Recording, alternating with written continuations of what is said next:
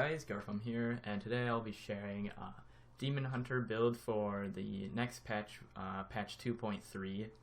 So, this patch, Demon Hunter's got a new weapon called Yang's Recurve, and in the PTR they recently just buffed it, so I couldn't help but test it out again. So, this build is going to be, give you a lot of hatred, like, you're never going to run out of hatred with this setup that I have, and if you do, it's going to be it's almost never going to happen, and if it does, it won't be for very long. So let's just get into the build. Yang's Recurve. The main pieces to this is it makes multi-shot attack 50% faster. It rolls with guaranteed 40 to 50% resource cost reduction. You can roll up to another 5% on it if you roll off another primary. So if I were to go over here and reroll the primary, reroll the stat that I rolled, you can see that I rolled for 10%, and this started out with 50, and it decreases, like the scaling, it doesn't scale all the way, so it gives 55 instead of, or 5% instead of 10, because there's already so much. Anyways, moving on with the build. The rest of it, I'm using unhollowed essence pieces. I'm using these four shoulders, gloves, chest, pants, and boots. Also, Dead Man's Legacy, fairly obvious. Multi-shot hits enemies below 60% health twice, which is a huge damage increase there. Focus and Restraint, just because the 100% increased damage after using a primary and secondary attack, or 50 for, you get 50% for each of those. And Witching Hour, just for damage. You could also try out the new belt they have that increases primary attacks, attack speed, and damage. And I'm using Reaper's Wraps. You could also switch those out for the new bracers, which honestly I would do, but I haven't found them yet since I just restarted this PTR character. And then Mara's Kaleidoscope, just nice to keep me alive. And an important piece is Pride's Fall. Reduce resource cost by 30% after not taking damage for 5 seconds. In the cube, I have Ring of Royal Grandeur. This is letting me wear the helmet while keeping the 6-piece set bonus. Cinder Coat reduces fire skills resource costs by 30%. And Calamity, just for more damage. So we'll be using multi-shot Arsenal Fire to work with the Cinder Coat and to work with the Ballistics passive. And then Evasive Fire to proc the Focus and Restraint. Vengeance to keep up the hatred. Vault for movement. Preparation, Invigorate, get more discipline, gives you more damage on Unhollowed Essence. And Companion Wolf Companion to give you more damage. I was running the Bat Companion earlier for more hatred, but that turned out to be a bit of overkill. So then, the passives. Awareness, Ambush, Steady Aim, Ballistics, Survivability, Damage, and so yeah, those are the pieces to the build. Oh, and one more thing before I show you the Greater Rift.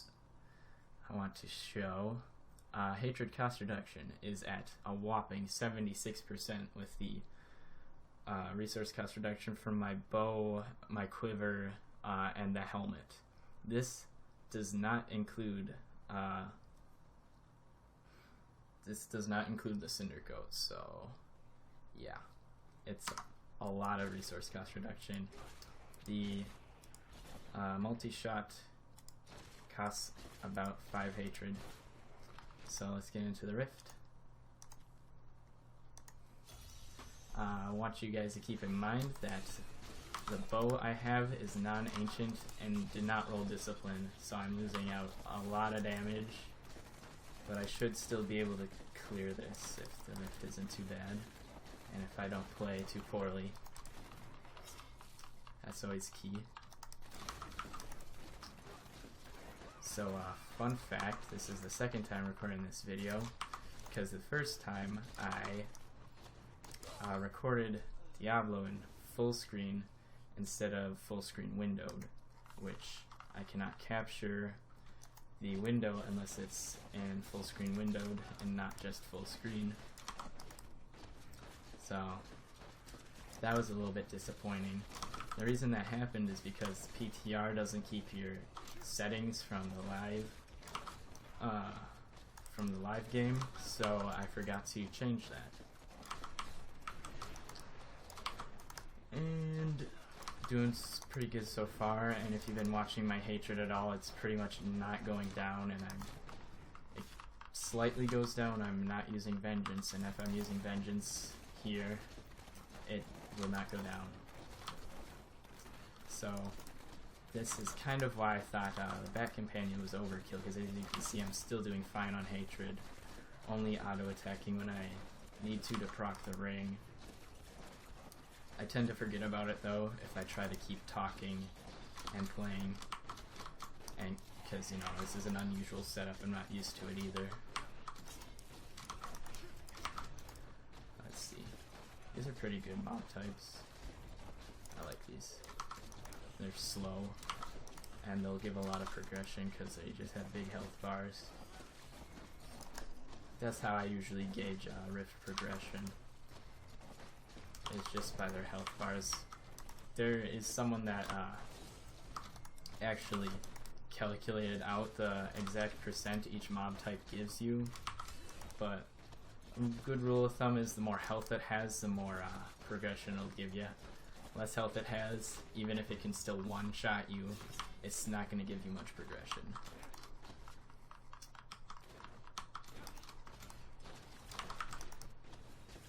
So the last video turned out to be about 20 minutes long.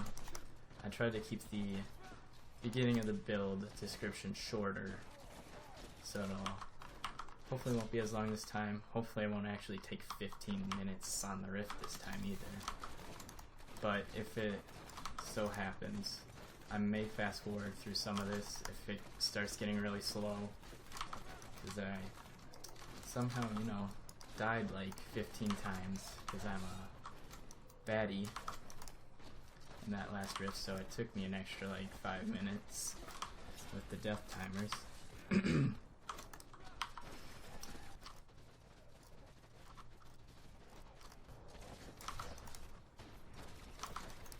Also, something I want to mention is I forgot to say what my legendary gems were. I'm using Zeiss Stone of Vengeance,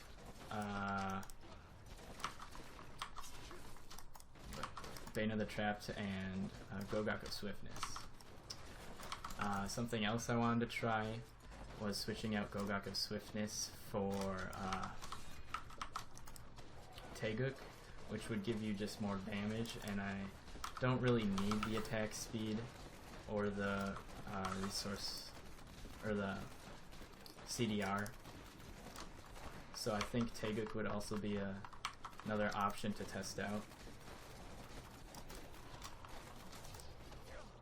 Oh man.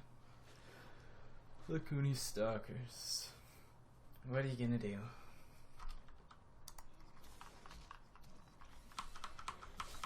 So I'm doing pretty okay on time. So currently my gear is not set up perfectly for this, so I'm guessing that this could actually be a pretty competitive weapon in general. Getting some sort of build around this weapon. Probably not the exact build I'm using right now, since it's a little bit overkill on the hatred cost reduction, since I never really get low on hatred, and that's not exactly a good thing, considering I could be getting more damage instead. Also, I guess I have a... fuck. I had a channeling pylon, that's probably why I wasn't losing any hatred there, but...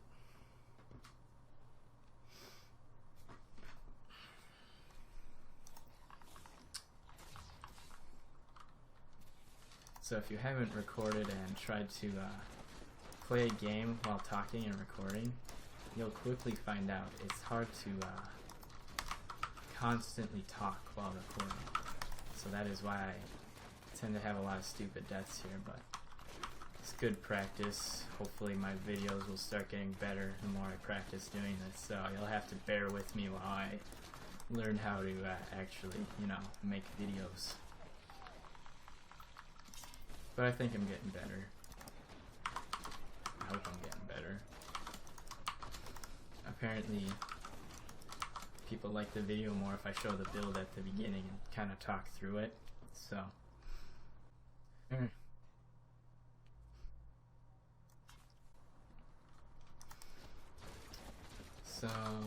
one other thing I want to mention is that I'll go over the pros and cons of this compared to Natalia's. So with this build, you could also be running the bracers that give you damage reduction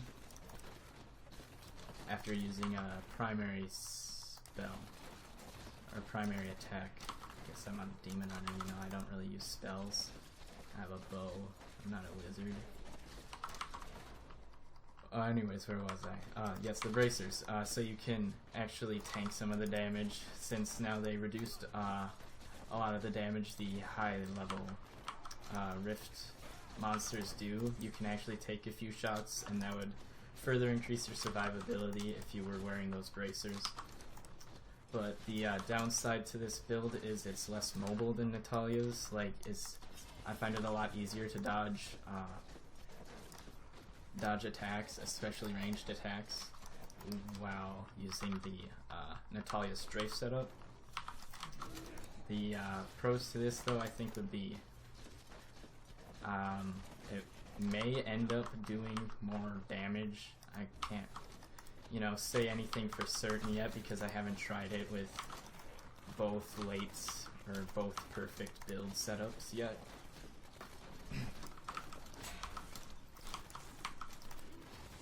Oh gosh. But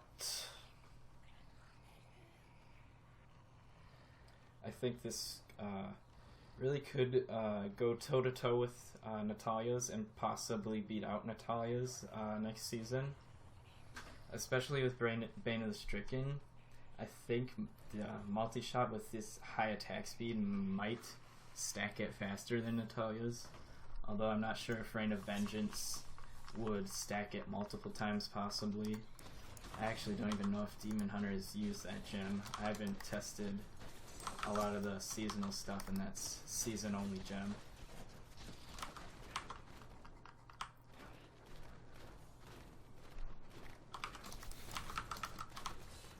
Come on, don't die again. This is like the last rift I tried to do. Get one shot by things that jump to me.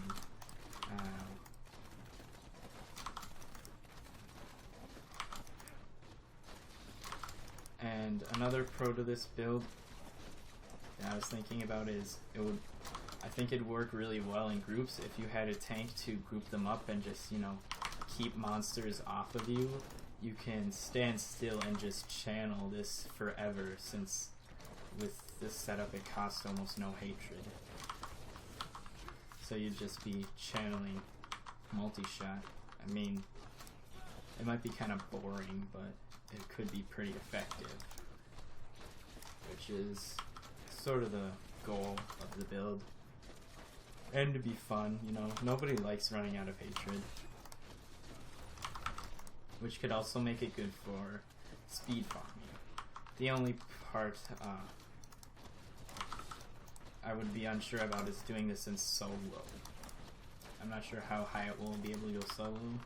I think it'd be very good in groups and probably speed runs, since you don't run out of hatred, so you could just keep spamming this while speeding through rifts and whatnot.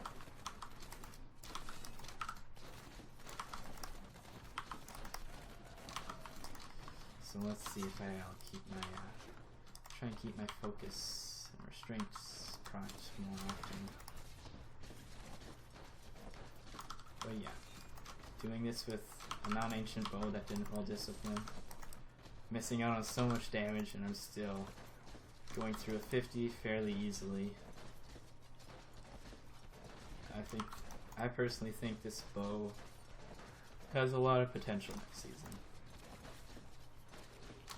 But, ow. I think that kind of wraps up most of what I want to talk about for Demon Hunters next season and this build, so I think I'm just going to be quiet for a bit so I'll fast forward this part of the video until the Rift Guardian kill.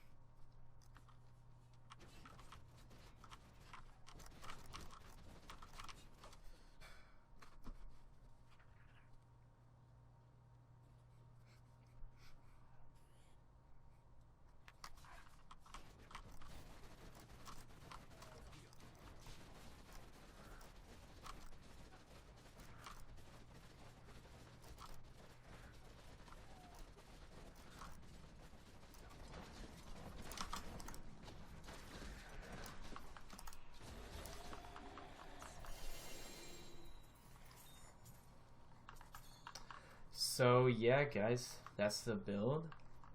Let me know in the comments what you thought about it, if you liked it, if you want to try it, alterations you make to it, whatever ideas you've got about the build. If you liked the video, I'd really appreciate it if you gave me a like, and if you want to see more, subscribe, and I'll keep releasing more videos.